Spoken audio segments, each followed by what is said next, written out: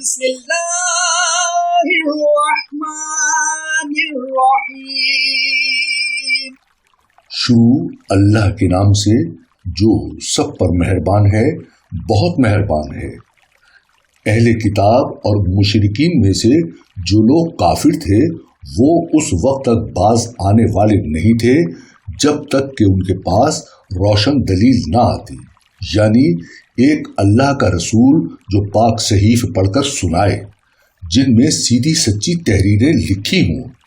اور جو اہل کتاب تھے انہوں نے جدا راستہ اسی کے بعد اختیار کیا جب ان کے پاس روشن دلیل آ چکی تھی، اور انہیں اس کے سوا کوئی اور حکم نہیں دیا گیا تھا کہ وہ اللہ کی عبادت اس طرح کریں کہ بندگی کو بالکل یکسو ہو کر صرف اسی کے لیے خالص رکھیں اور نماز قائم کریں اور زکوٰۃ ادا کریں، اور یہی سیدھی سچی امت کا دین ہے۔